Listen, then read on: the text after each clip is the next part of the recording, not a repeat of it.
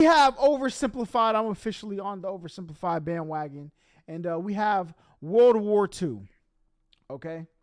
Now, I know some things, but listen, when you come to oversimplified, you'll learn a lot more. So that's what we're here to do. So let's get into this.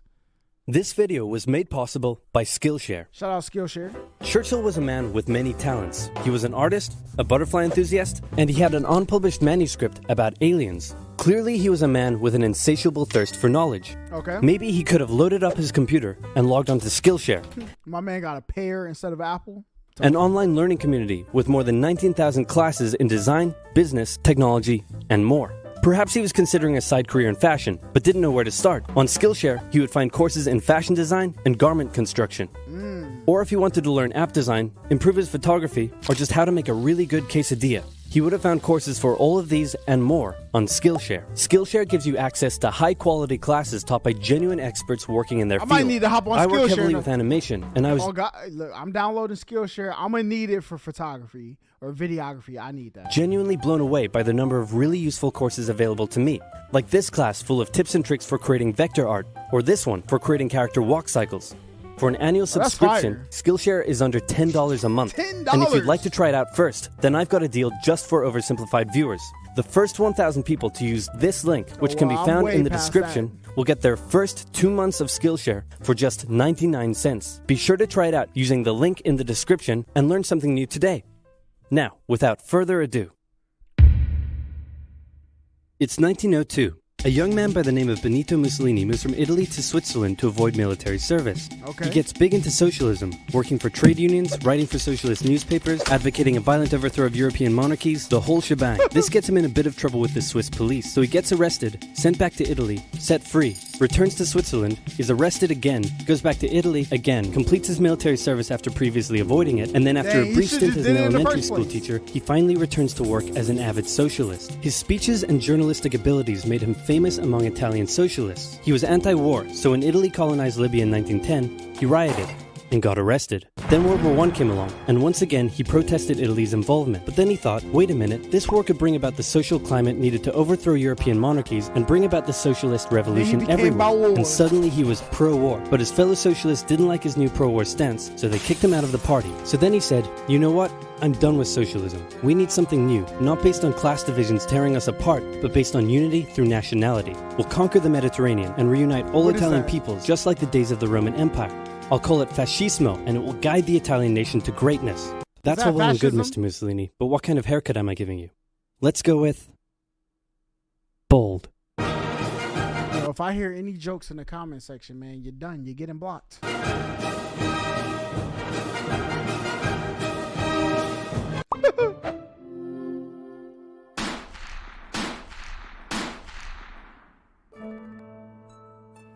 Italy had been on the winner's side in World War I, and they hoped they were going to get a lot out of it, but in the end, they only got a little, and they felt cheated. On top of that, a bad economy and weak governments meant that the Italian people were a little unhappy. So when Mussolini came along and said that he could fix everything, his fascist movement gained a lot of support. In 1922, he went to the king and said, make me prime minister, or I'll make me prime minister. And the king said, you and what army? This army. Fair enough. Then he went about establishing a dictatorship with himself at its center. Europe had its first fascist dictator. Next up, Germany. Germany had been on the loser's side, and they got absolutely wrecked by the Treaty of Versailles. They lost territory, had to demilitarize the Rhineland, had to reduce their army to just 100,000 men, couldn't have an air force, had to pay the Allies a huge amount of money that it didn't have, and a new rule was established that every Englishman withheld the right to walk into the center of Berlin, pick out any German they wanted, and spank the hell out of them. I made that last one up, but it helps you understand how all this felt to Germans. On top of that, a bad economy and weak governments meant that when a small angry man with a silly mustache came along and said that he could fix everything, the German people loved it. Hitler had been a soldier during World War I, and he was crazy patriotic, and nobody was madder than him about Germany's humiliation. He helped start a new political party, and in 1923 attempted a march on Munich with his boys. And then he got arrested. But his popularity grew, and in 1933, the president made him chancellor. He believed he was Germany's great destined savior, and he went full megalomaniac, establishing a dictatorship with himself at its center. Europe had fascist dictator number 2. Hitler and Mussolini had a lot of the same ideas, but more importantly, they had the same enemies, and they started to get along. Anyone else want to be friends? Franco? No? You good? I do. Who's that? It's Japan, and they've taken over northern China. Let's rewind a bit. Japan had isolated itself from the rest of the world for over 200 years until the Americans showed up and said, you're going to trade with us and you're going to like it. Then the Western powers imposed a bunch of unequal treaties, meaning Japan's economy was bust. They also had no natural resources, so they decided to go get some. They went to war with China to gain a sphere of influence over Korea, and they took a bunch of China's stuff. But then the West said, hey, cut that out. And since Japan couldn't take on the West, they said, okay, I guess we'll just go home. Wait a minute, what are you doing? Taking advantage of a weakened China and setting up spheres of influence. But I was the one who weakened them. We know. And you guys didn't let me have anything. We know. That seems unfair. That's crazy. We don't think so. Okay, see ya. So Japan thought, screw this, and went to war with Russia, and stunned everyone by actually winning. Then they fully annexed Korea, but they didn't stop there. In World War I, they took Germany's colonies and islands in Asia. And then in an incident that was maybe staged by the Japanese army, a bomb blew up a Japanese train in Manchuria, giving them an excuse to launch an invasion and take over. So here's the situation. Nazi Germany, Fascist Italy, and Japan all believe they're racially superior, all feel hostility towards the Allies, and all want to militarize and take over more stuff. And so they did. Let's start with Germany. Hitler hated the Treaty of Versailles, and now he was ready to begin undoing it. In complete violation of the treaty, the first Luftwaffe squadrons were set up, conscription was introduced, and he pimped up his army. The Allies did nothing. Then Hitler sent his army back into the demilitarized Rhineland, giving orders to immediately retreat if the Allies showed up. The Allies did nothing. With his military re-strengthened, he could now move on to step 2. He wanted to rapidly increase the Aryan population, and to do so, he needed Lebensraum. Or in other words, he would have to take over the world. But for now, a good portion of Europe would do, and he began eyeing up his neighbors. So Lebensraum is what he would call the world if he took it over? Am I on track? The Allies finally started to get worried, so they implemented a fairly useless diplomatic strategy called appeasement, and it went a little something like this. Hitler would say, I want that thing, and the Allies would say, you can't have that thing. Okay, you can have that thing, but no more. I want that thing.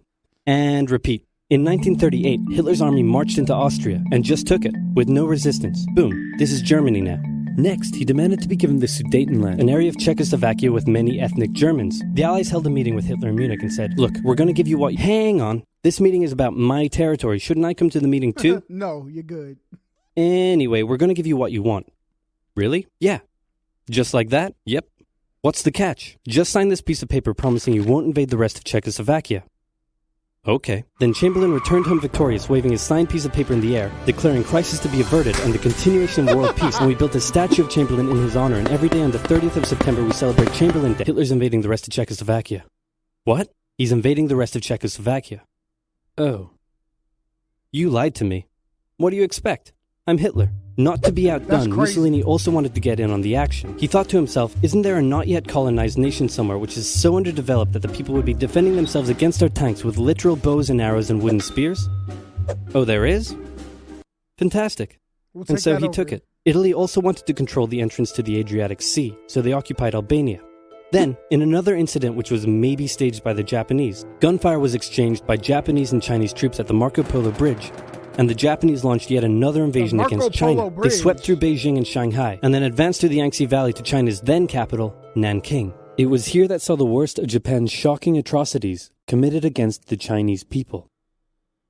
Back in Europe, Germany and Italy made their relationship status official by signing the Pact of Steel. Then, Hitler turned his eyes towards Poland and the hated Polish corridor, splitting Germany in two. At this point, the Allies really had to put their foot down, and they warned him that an invasion of Poland would mean war. Hitler had planned to continue his advance eastward, but he didn't want to end up fighting a war on two fronts. So for now, he made an alliance with Stalin, saying, how about we both invade Poland and split it between the two of us, and I definitely won't not refrain from not betraying... Isn't there I forgot what it was though, but there was one military mistake that Hitler made that was you're done now, buddy. Sometime in the future. Hopefully they talk about it. Sounds... I think it was the war on both fronts, good. Right? That was This new alliance stunned the West. On the 1st of September 1939, German troops entered Poland, and Britain and France declared war on Germany. The Poles fought hard, but they were no match for the two giants crashing down on them from either side. Then came a period known as the Phony War, where everyone just sort of sat around not doing much. The French had launched a small invasion into the Saarland, but they maintained mostly defensive positions, and after a while decided to just turn around and call it a day. Speaking of France, the French were still super proud of their victory in World War I, and they hadn't really moved on from it. They still used horses, they dispatched messages by motorbike instead of using radio, orders from the commander-in-chief were usually pretty vague, and the troops were rarely inspected. Drills and stuff. They That's built crazy. a line of defenses along their German border, but didn't bother extending it all the way to the Channel, and they wouldn't launch artillery strikes against Germany out of fear of being retaliated against. In a war, they didn't want to attack the enemy. And at first the UK wasn't much better. Chamberlain still naively hoped that the war could be ended diplomatically. Listen, they didn't want to lose their winning streak, okay? They won once, and they were like, do we want to start another one? Can we win again? I don't want to do that. Instead of bombing raids, the RAF dropped propaganda leaflets over German cities, which one air marshal said likely did nothing but provide the continent with toilet paper for the duration of the war. They also only sent 200,000 men to France, while the French had mobilized millions. Both Britain and France wanted to avoid a repeat of the First World War, and so they wanted to keep the war as far from home as possible. So they turned their eyes north, towards Norway. Neutral Sweden was exporting iron ore to Germany through neutral Norway, so the Allies asked them if they could please stop exporting iron ore to Germany, but this request was refused. Then, the Soviet Union attacked Finland, so the Allies said, how about we land troops in Norway and move them across Sweden to go help out your good pal Finland, and along the way maybe take control of all your armfields. But Norway and Sweden still said no. So the UK mined the waters around Norway to force any transport ships into international waters, and they also attacked a German tanker they found in the area. Hitler realized what the Allies were up to, and he quickly moved to secure his supply of iron ore. He launched an invasion through Denmark into Norway. The Allies rushed to land troops at key ports along the coast, but Germany had taken control of Norway's airfield, and their air superiority decided the fight. The Allies had to retreat. After this slightly embarrassing failure, Chamberlain resigned and was replaced with Winston Churchill, who had a slightly different approach to dealing with the Germans. Hitler's overall strategy was similar to Germany's First World War strategy. Attack France, defeat France, knocking out the UK in the process, then turn on the Soviet Union and win the war. During the phony war, the Allies had given Hitler time to prepare his forces. Now, he was ready to attack. The Allies had wanted to place troops in Belgium, but Belgium had refused, and in a move that surprised pretty much no one, Hitler launched an invasion to get around France's defenses. The Allies charged into Belgium at full speed to meet the German invasion head-on, and it looked like a repeat of the First World War was coming. But this time, Hitler had a trick up his sleeve. Blitzkrieg. As the Germans advanced... Hey, look, we watched the Fat Electrician, and they stole Blitzkrieg. They stole that. That wasn't their idea. That was I forgot his name. What is his name? I forgot his name. But the video's on my channel, man. The real inventor of Blitzkrieg. And the crazy part is, what would the UK had the plans first, but didn't use it? They're done.